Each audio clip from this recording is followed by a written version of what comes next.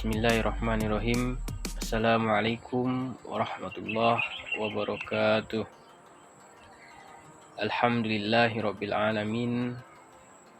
Nahmaduhu wa nasta'inuhu wa nastaghfiruh wa na'udzu billahi min syururi anfusina wa min sayyiati a'malina. May yahdihillahu fala mudhillalah wa may yudlilhu fala hadiyalah. Asyhadu an la ilaha illallah wa asyhadu anna Muhammadan abduhu wa rasuluh la nabiyya ba'da.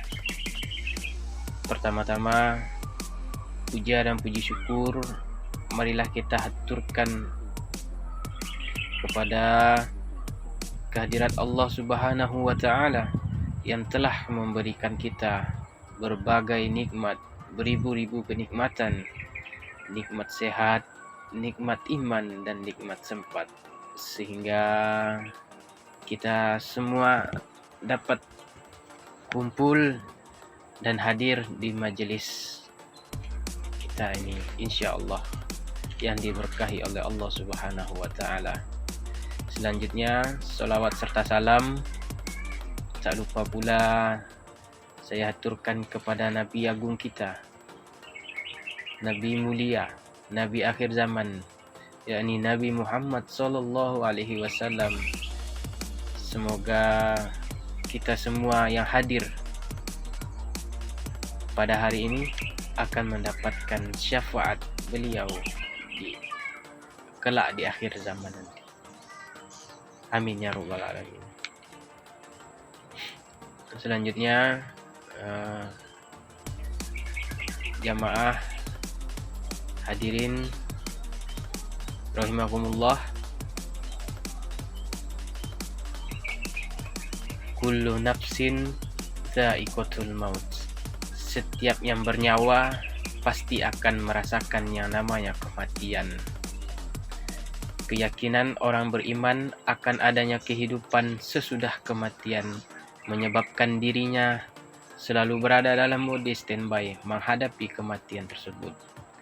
Ia memandang kematian sebagai suatu keniscayaan, tidak seperti orang kafir yang berusaha terus-menerus untuk menghindari dari yang namanya kematian.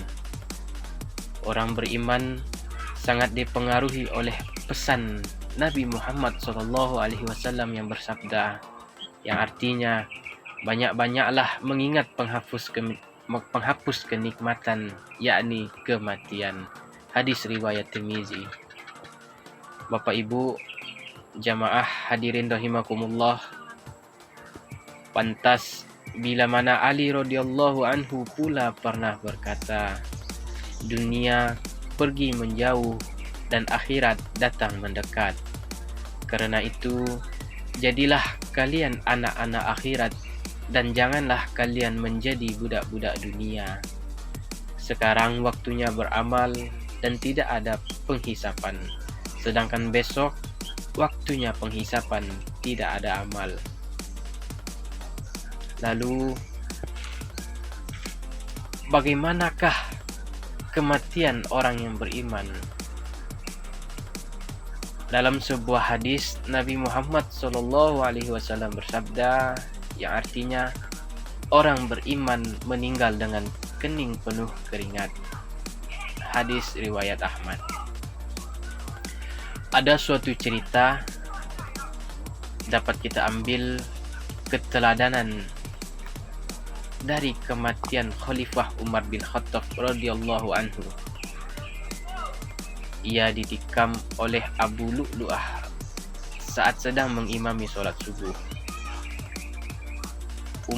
Umar pun terjatuh, tersungkur dan bersimpah darah. Dalam keadaan seperti itu, ia tidak teringat istri, anak, harta, keluarga, sanak saudara, bahkan harta kekuasaannya.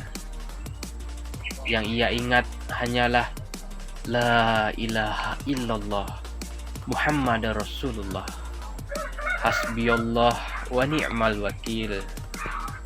Setelah itu, ia bertanya kepada para sahabatnya, siapakah yang telah menikamku?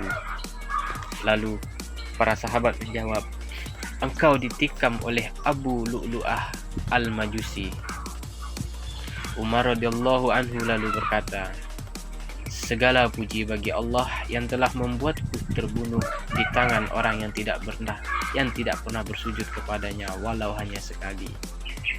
Kemudian Umar pun mati syahid. Ketika Rasulullah Shallallahu Alaihi Wasallam menghadapi sakaratul maut, beliau mengambil secari kain dan menaruhnya di wajah beliau karena parahnya kondisi yang beliau hadapi. Lalu beliau berdoa, La ilaha illallah, La ilaha illallah, La ilaha illallah. Sungguh kematian itu sangat pedih. Ya Allah, bantulah aku menghadapi sakaratul maut. Ya Allah, ringankanlah sakaratul maut itu buatku. Hadis riwayat Bukhari Muslim. Hadirin Bapak Ibu jamaah rahimakumullah, marilah saudara-saudaraku kita mempersiapkan diri menghadapi kematian dengan segera bertaubat, memohon ampunan kepada Allah dan rahmat Allah sebelum terlambat. Sebab begitulah kematian orang kafir, suatu bentuk kematian yang diwarnai penyesalan karena sudah terlambat. Kematian itu milik semua makhluk Allah, manusia, hewan, tumbuhan, termasuk bangsa-bangsa malaikat dan setan, semuanya akan merasakan apa yang namanya kematian. Kematian membuat hubungan antara orang-orang yang dicintai dan yang mencintai terpisahkan. Karena pada hakikatnya kematian, seseorang harus meninggalkan harta benda yang begitu dicintai, yang begitu dibanggakan, dan yang begitu diagungkan. Hadirin Bapak Ibu jamaah rahimakumullah, demikianlah yang dapat saya sampaikan. Mohon maaf apabila terdapat tutur kata yang kurang berkenan. Apabila ada kata-kata yang salah, saya mohon maaf. Kepada Allah saya mohon ampun. Semoga apa yang saya